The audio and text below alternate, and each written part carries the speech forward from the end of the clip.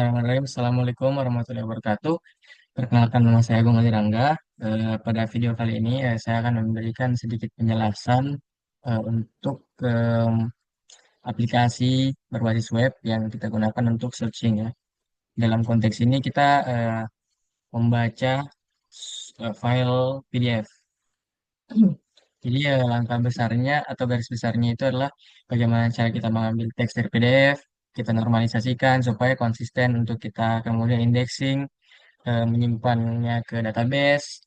Terus saat user mencari, sistem itu menjalankan algoritma search, kemudian juga membentuk cuplikan atau snip dari hasil pencarian.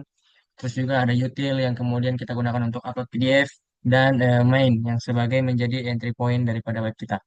Nah, langsung saja profilnya kita jelaskan. Yang pertama di sini kita punya yang namanya file init ya. File init itu adalah penanda daripada package dan kemudian mempermudah kita untuk import yang namanya konfigurasi di dalamnya. Nah, isi yang kemudian kita punya di dalamnya itu adalah from config import, itu adalah sebuah konstanta daripada config yang kemudian diekspor ke package app. Terus ada daftar-daftar nama package yang kemudian berkesinambungan di dalamnya, yaitu adalah basdir, PDF, SQLite, snippet, dan max results, max position, max snip juga ada. Nah, terus pada config ini kita bisa lihat di sini mana nih? Nih. Nah, config itu kita gunakan untuk mendefinisikan daripada path dari folder ya atau base projectnya. Nah, folder data PDF dan juga folder data index. Nah, itu kita atur di config ini. Nah, terus konstanta dia juga punya konstanta untuk batasan pencarian. Misalnya di sini ada batasan pencarian itu sebanyak 200, batasan muncul itu 20, terus berapa max upload dalam megabyte itu cuma 25 MB. Karena kalau lewat daripada 25 MB itu menurut saya PDF yang terlalu besar ya untuk kita kemudian baca. Nah, terus ada mainnya. Nah, main ini adalah untuk kita membuat aplikasi web. Biasanya kita, karena di sini saya menggunakan Flash ya. Kemudian di sini juga ada bagaimana cara kita mendefinisikan router handler seperti ada pembuka kurung ya, garis miring, ada juga endpoint untuk kemudian kita upload PDF serta endpoint untuk kemudian kita search atau memanggil modul. Ya, terus di sini juga kita bisa menghubungkan templates pada indeks HTML dan juga static pada CSS untuk kemudian kita hubungkan ke backend yang ada di Python.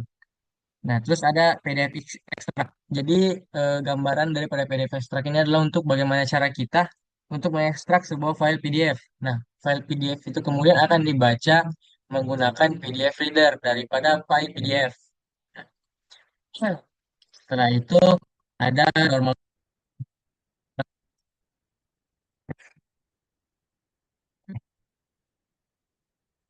Ini gunanya untuk membuat perpustakaan baca. Nah,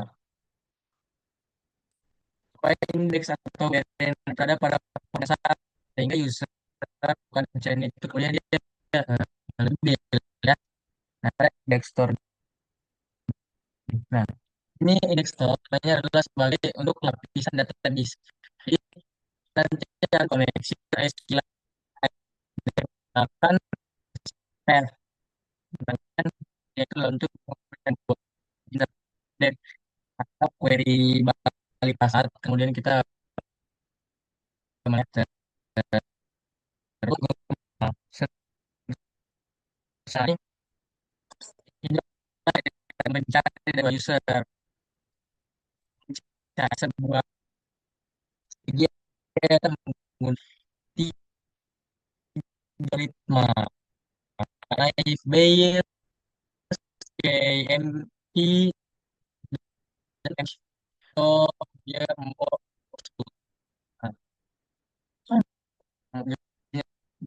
fetch.py. Dia ini tuh juga ada memberikan teks di kita match. Nah, radius like menggunakan untuk si jumlah snip itu sudah ada tertulis sebagai tas sudah kita bahas tadi di config ya. Nah, ini kemudian gunanya adalah membuat hasil yang lebih stabil, manusiawi, bukan hanya dokumen, tapi juga menampilkan potongan kalimat di sekitar kata yang kemudian kita cari dan muncul potongan-potongan kecil itu ada di itu kemudian kita di API di sini ya. Nah, di sini tertulis import API called not. Saya belum kernel karena saya cuma ini. Nah, file file itu adalah untuk validasi PDF. Nah, bagaimana menyimpannya itu dari yang benar. Nanti kan filenya itu apa. Nah, terus ada juga script kemudian itu gunanya pada kumpulan ya dan juga untuk mengukur performa itu Python dan data benchmark CSF. Jadi kegunaan dan bukan dimasukkan data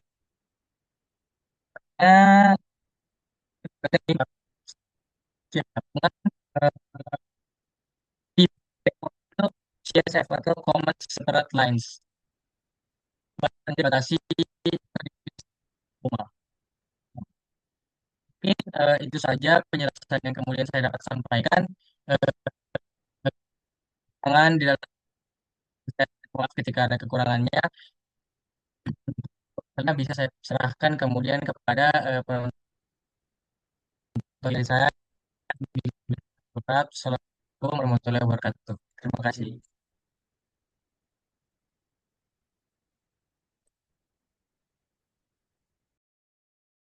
Bismillahirrahmanirrahim. Nah, di sini saya akan melanjutkan penjelasan dari teman saya karena teman saya itu sudah menjelaskan mengenai back-end-nya. Di sini saya akan menjelaskan mengenai front end terlebih dahulu. Saya akan memperkenalkan diri, yaitu nama saya itu Muhammad Rizal Haris, biasa dipanggil Rizal. Eh, Sekarang saya menempuh pendidikan di Universitas Muhammadiyah Makassar semester 5. Nah, tidak panjang lebar, di sini saya akan menjelaskan mengenai file indexnya, yang dimana file index HTML ini adalah halaman utama, homepage atau dashboard dari aplikasi PDF Keyword Search.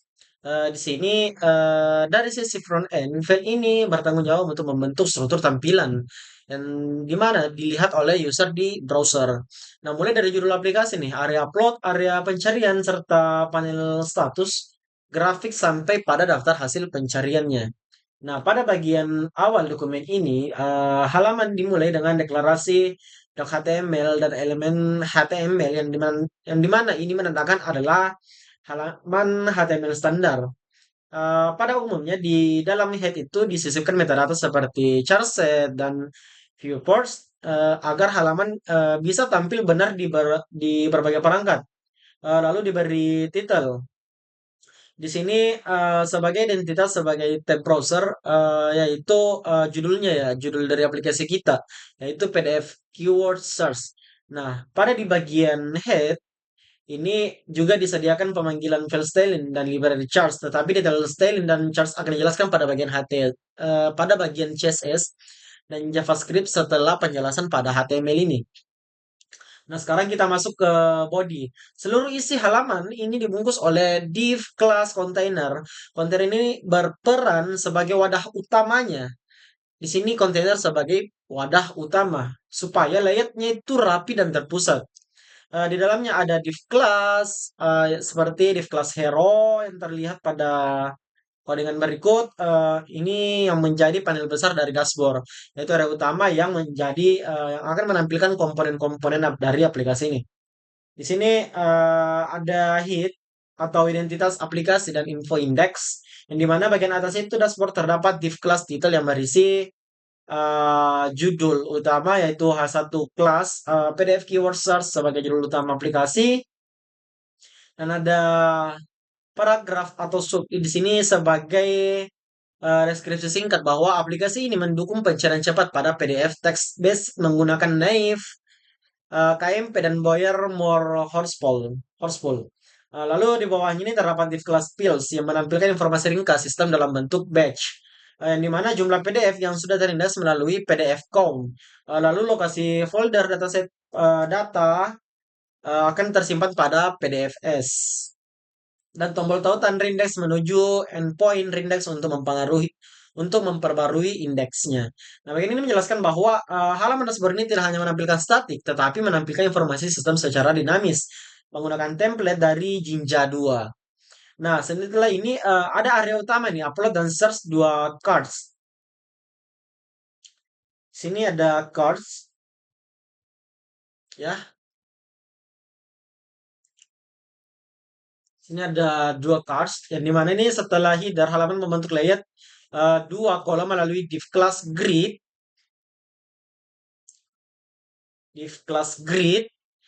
Ini menampilkan dua kartu utama, yang dimana ada upload PDF seperti yang terlihat pada kursor.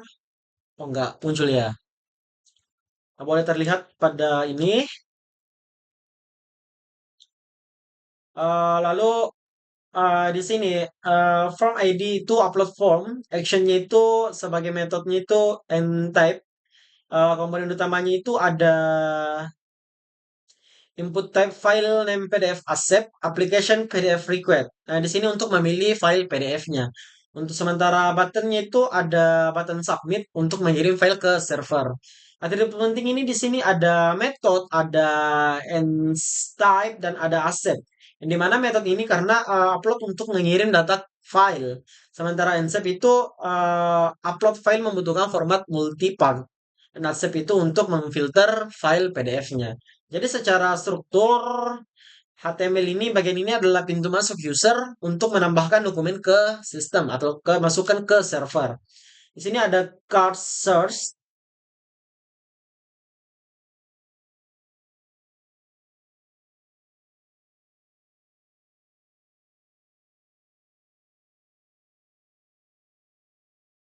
Di sini ada card search yang dimana form pencarian ini ada komponen utamanya itu ada input, name, key, dan juga untuk keywords frase yang dicari ada select name algo untuk memilih algoritmanya, juga ada tombol button atau submit untuk kolom pencariannya ya.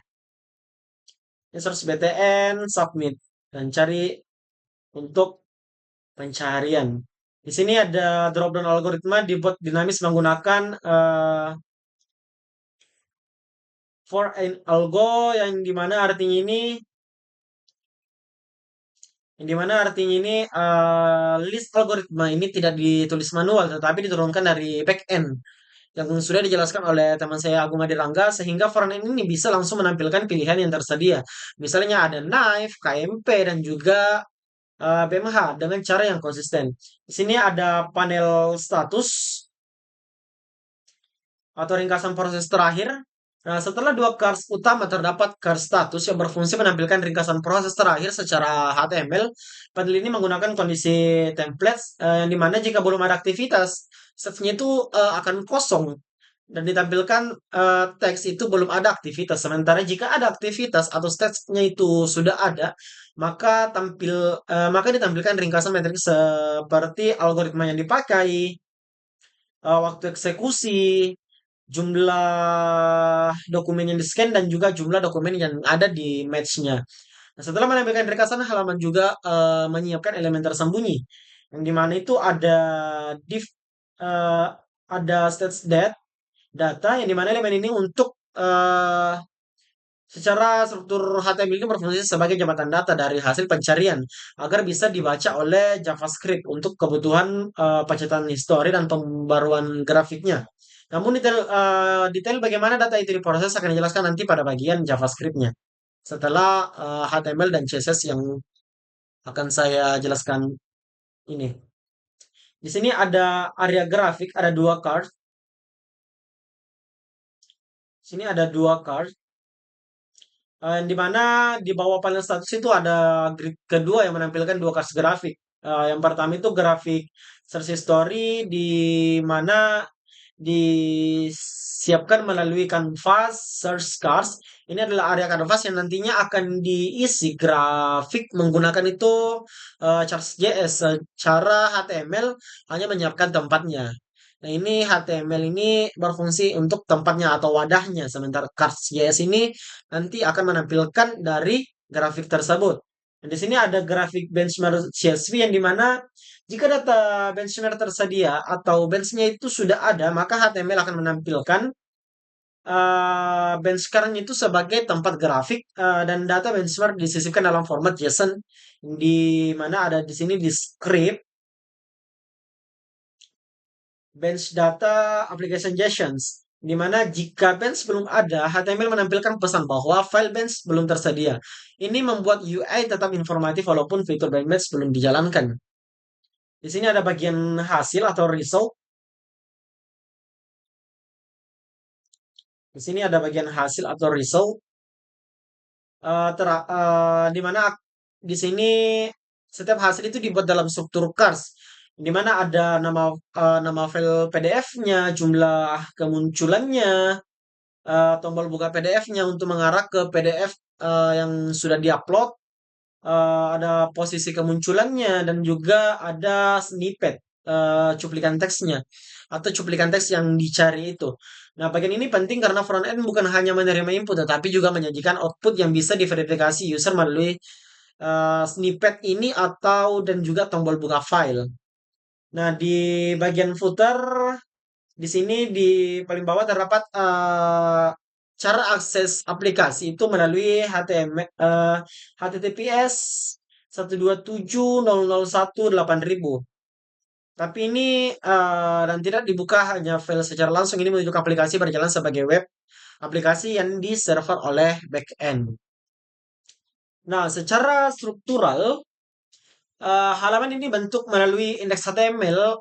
Tahap berikutnya adalah membuat tampilan antarmuka menjadi rapi, modern dan nyaman digunakan. Ini adalah fungsi utama file static aplikasi CSS, yaitu untuk mengatur layout, warna, tipografi, serta komponen UI seperti cards, tombol, input, grid, badge, dan area cards.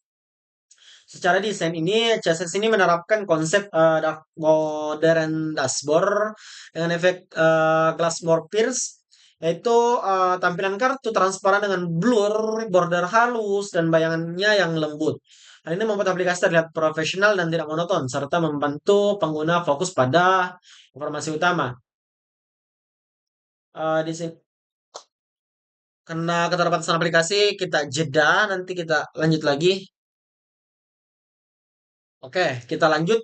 Di sini sudah buka file CSS-nya, aplikasi.css. Di mana yang pertama itu ada pada bagian awal ini terdapat block root, yang dimana mendefinisikan semua variabel-variabel tema seperti background 0, background 1, yang dimana ini sebagai warna latar utamanya. Di sini saya atur sebagai gelap. Cars-nya itu warna background untuk komponen cars. Stroke-nya itu warna border transparan. Text mode itu warna teks utama dan teks sekunder. Shadow itu efek bayangan. Radius ini sudut agar komponen terlihat lebih halus. Mono dan sans itu untuk font monoscape, untuk snippet dan atau kode dan font utamanya. Di sini penggunaan variabel ini untuk membuat tampilan aplikasi konsisten dan memudahkan perubahan tema di masa depan tanpa harus mengedit banyak baris CSS.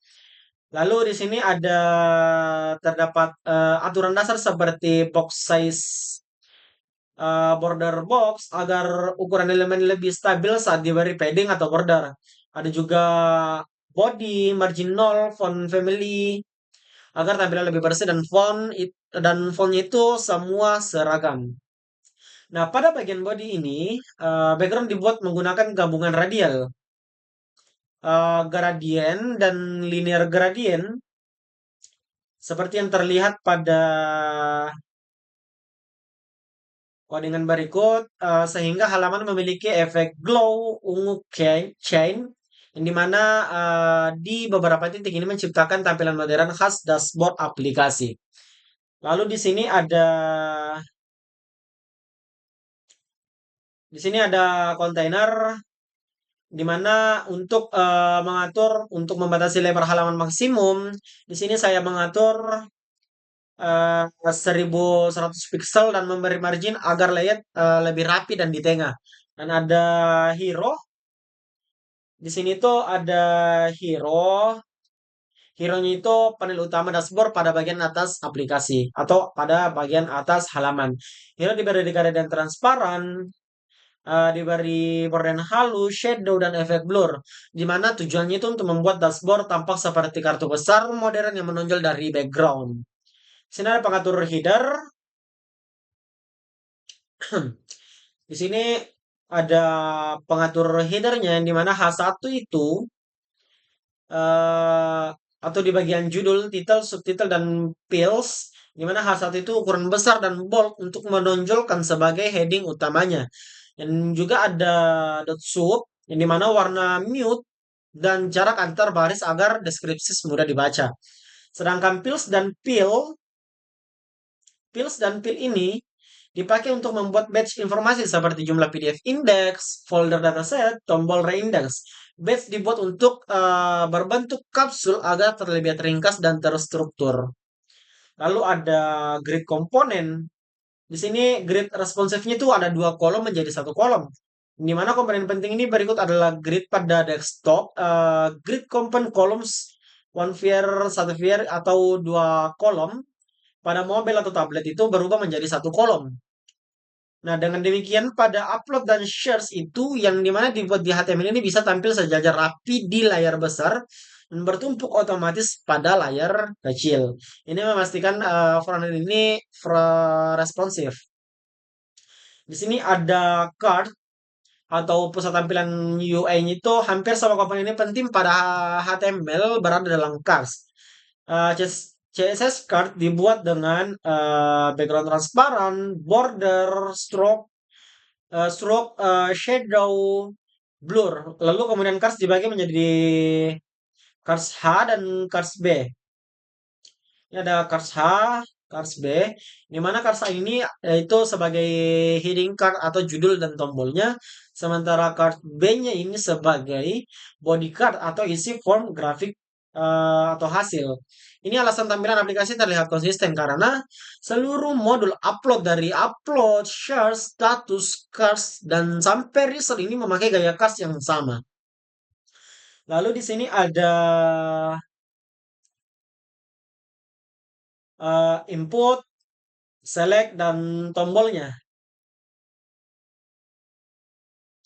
Input, select, dan tombolnya. Di sini CSS mengatur untuk komponen seperti input, diberi input dan select itu diberi padding, radius, border halus, dan background gelap transparan. Sementara inline membuat form search itu terdiri dari tiga bagian, ada keyword input, drop down, dan juga tombol. Kemudian tombol ini diatur oleh btn, yang dimana memakai gradient ungu chain agar terlihat sebagai tombol utama saat tombol disable atau BTN disable. Di sini jika BTN itu disable, maka opacity-nya itu akan turun agar user paham proses sedang berjalan. Di sini ada BTN ghost. Di sini BTN ghost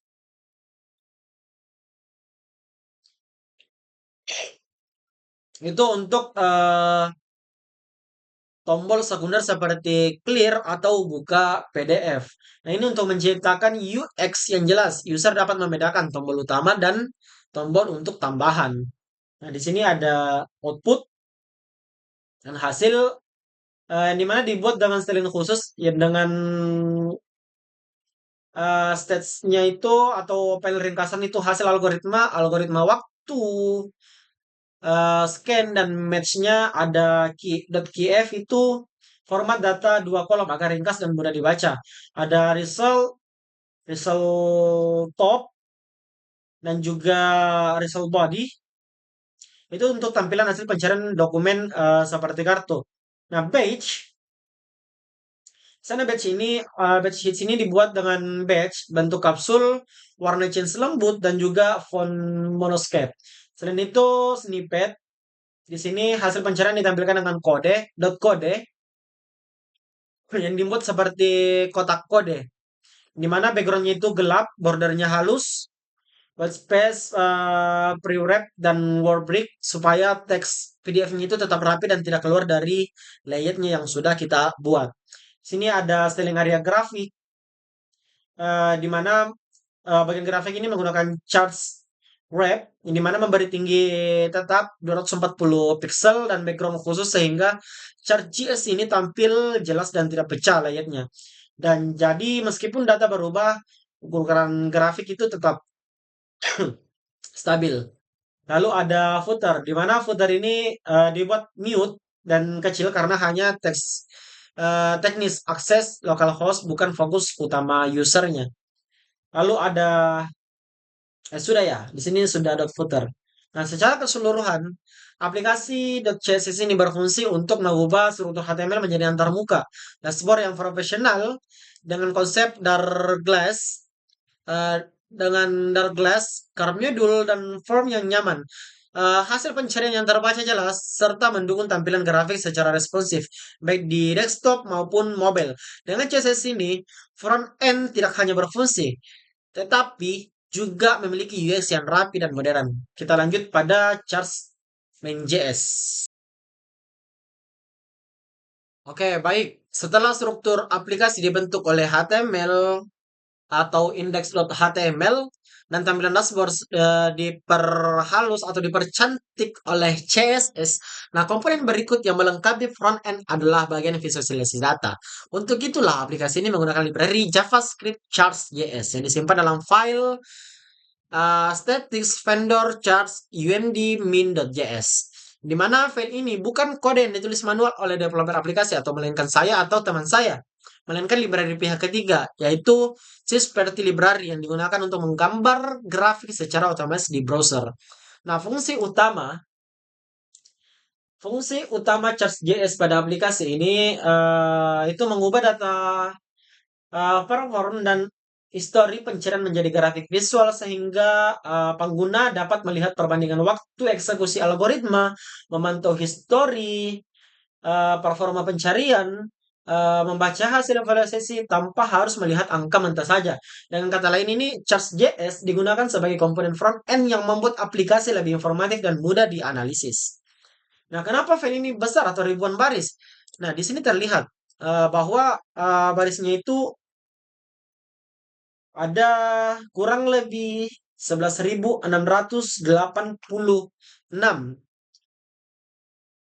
Di mana karena Chess.js ini mendukung banyak jenis grafik. Ada bar, line, tie, dan lain-lainnya. Masih banyak yang lain. Sudah dibundling dengan fitur lengkap. Ada assist, ada tooltip, legend, animasi, dan responsif. Sudah minified atau dipadatkan agar ukuran file ini lebih kecil dan loading lebih cepat. Jadi banyaknya baris bukan berarti program kita rumit, tetapi karena itu adalah paket library yang lengkap. Arti UMD dan min. Di sini kenapa memiliki nama file charts UMD min.js itu memiliki arti teknis. Antara lain itu UMD atau Universitas Module Definition. Artinya di sini sini artinya UMD Charge.js ini bisa dipakai fleksibel di berbagai environment JavaScript, termasuk pemanggilan langsung lewat script. Sementara min atau minified itu artinya struktur kode ini sudah dipadatkan sehingga performa loading itu lebih cepat, ukuran filenya itu lebih kecil, tapi kode sulit dibaca karena sudah dikompresi. Nah, bagaimana Charge.js ini dipanggil oleh front end? Pada file index.html, nah pada index.html terlihat pada layar.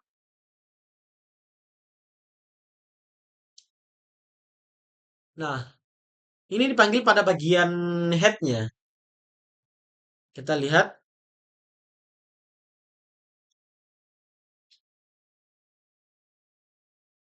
pada bagian head script source URL for static path vendor charts umd min.js script.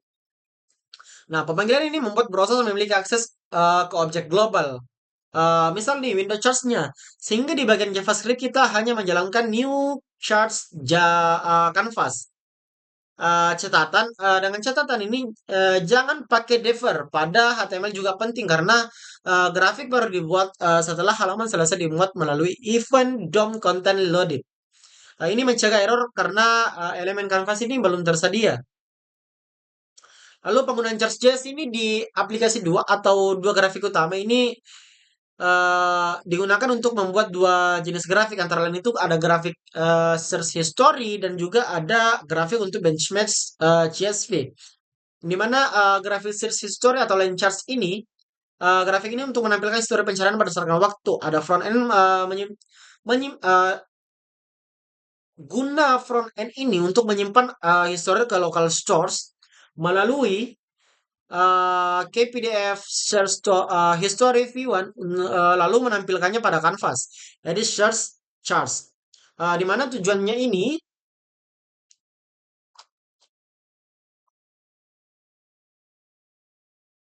yang dimana tujuannya ini user dapat melihat perbaruan atau perubahan performa pencarian dari waktu ke waktu. Setiap algoritma ini akan tampil sebagai garis berbeda. Misalnya ada algoritma Knife, KMP, atau BMH. Sementara grafik dari benchmark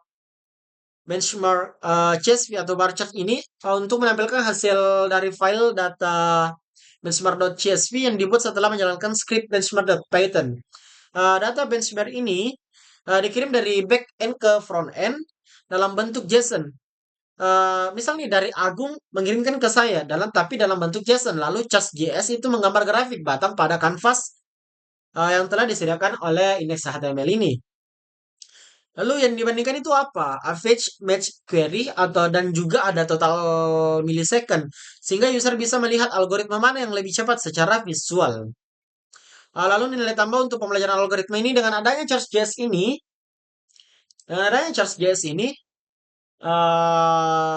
aplikasi ini tidak hanya menjadi alat pencarian keyword, tetapi juga menjadi media analisis algoritma karena penggunaan bisa membandingkan performa Knife versus KMP versus Boyer More Horsefall secara real time. Hasil benchmarknya itu ditampilkan secara visual atau grafik, bukan angka saja dan mendukung pembuktian empiris tentang efisien algoritma. Ini sangat relevan untuk mata kuliah kita pada kali ini, yaitu desain dan analisis algoritma. File chart UMD ini file chart und.min.js ini merupakan library Charts.js yang dimana digunakan untuk menampilkan visualisasi performa algoritma pada sisi front end. Library ini dipanggil pada halaman industry.html seperti yang terlihat sebelumnya, yang terlihat pada layar. Saya tampilkan. Nah, ini pada halaman ini, lalu sehingga menyediakan objek charts yang dimana untuk menggambar grafik pada elemen kanvas. Nah, dalam aplikasi ini, Charts.js digunakan untuk menampilkan grafik search history yang tersimpan di local storage serta grafik benchmark yang diperbandingkan yang dimana memperbandingkan waktu eksekusi antara algoritma. Dengan visualisasi tersebut, pengguna dapat menganalisis efisiensi algoritma secara lebih mudah dan informatif. Nah, di sini kita lihat untuk cara masuk. Sebelumnya itu kita masuk ke foldernya dulu. Kita beralih ke foldernya dulu. Lalu kita aktifkan environment atau fans-nya. Sini kita aktifkan. Lalu di sini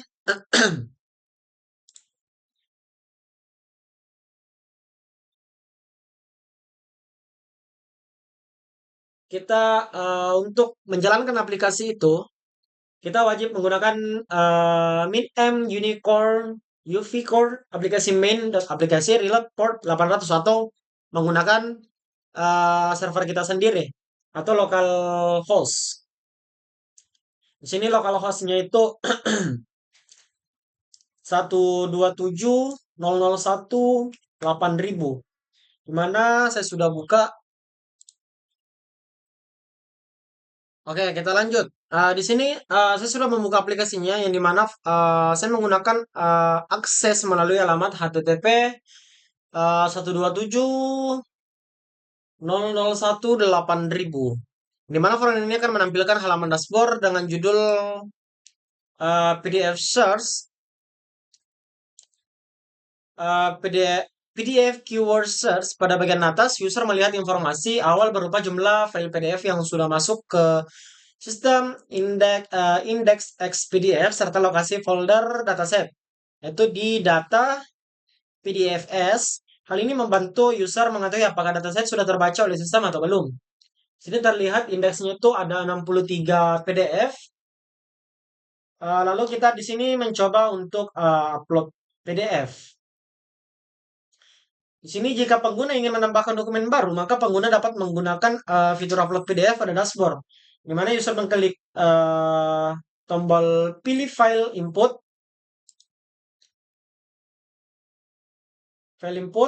kita cari file PDF, open. Di sini sudah muncul nama filenya tadi. Lalu kita klik upload.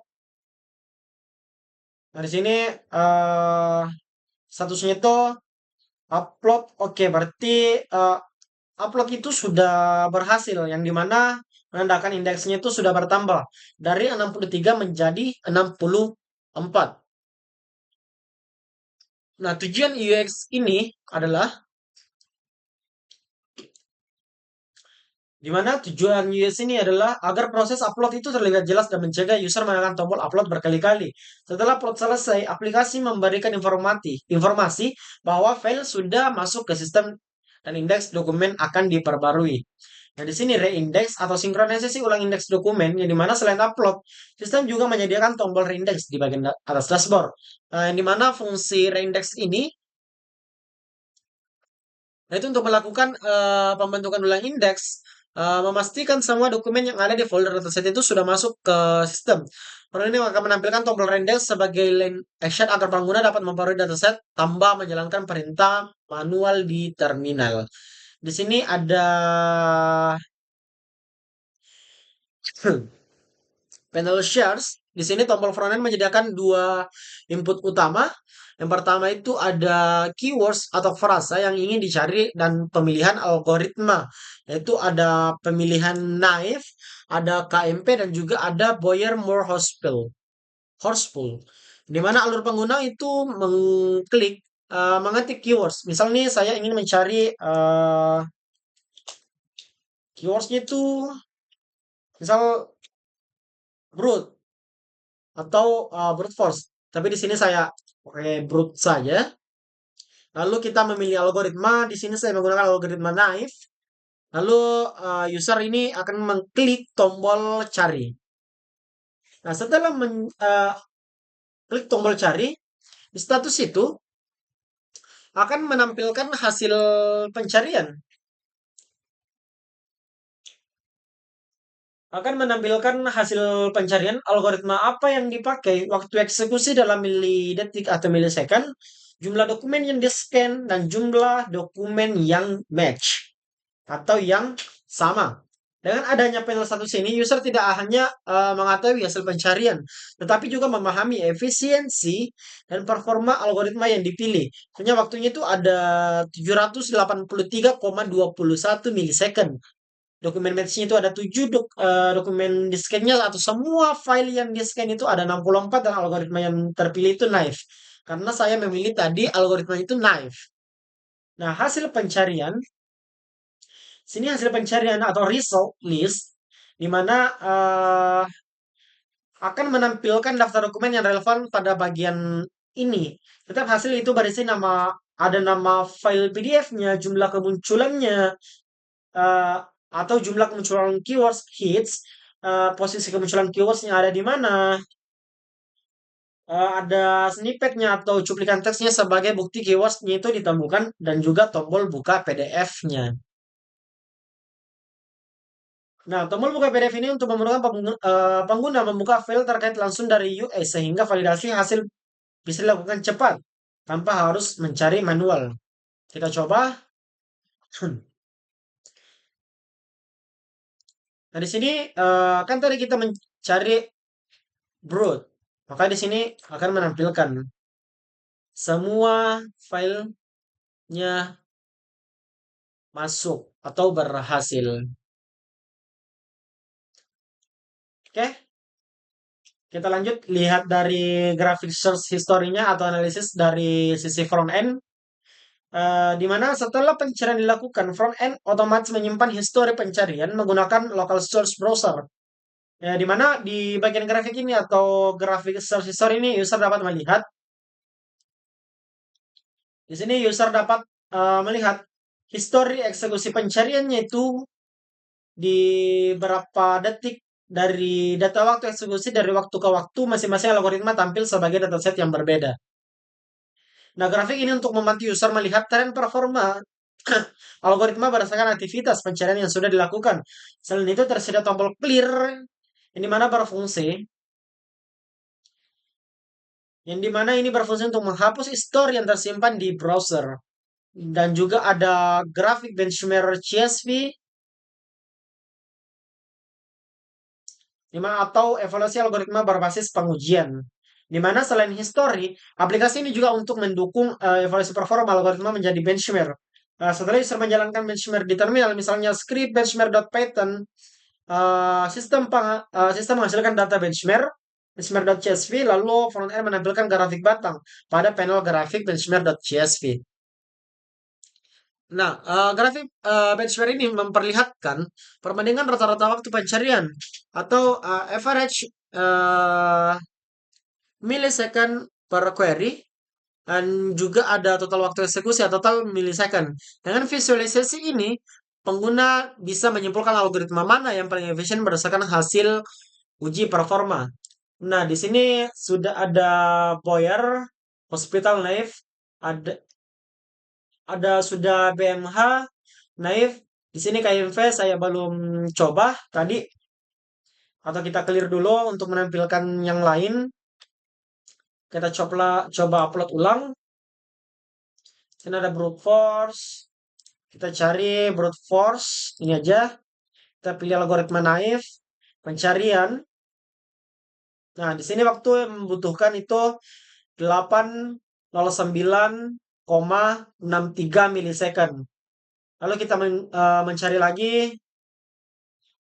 Nah, waktunya berubah yaitu 728,61 milisecond. Kita cari lagi, waktunya lagi berubah. Grafiknya otomatis berubah. Dan dokumennya tetap 64 karena tadi sudah ada di database. Nah, kita pindah algoritma menjadi KMP. Kita cari brute force. Dia pada waktu 545,49 milisecond. Kita pencarian kedua atau uji coba kedua. Di sini ternyata waktunya 552,97 milisecond. Sini pengujian ketiga ternyata waktunya menurun atau lebih cepat. Dia menggunakan kita mendapatkan waktu itu 441,71 milisecond. Sementara Boyer Moore Hospital atau BMH kita melakukan uji coba pertama yaitu ada di waktu 178,97 milisecond. Lalu kita uji coba kedua ada di 179,23 milisecond. Kita uji coba ketiga ternyata di 141,63 milisecond. Di sini terlihat kita langsung bisa melihat bahwa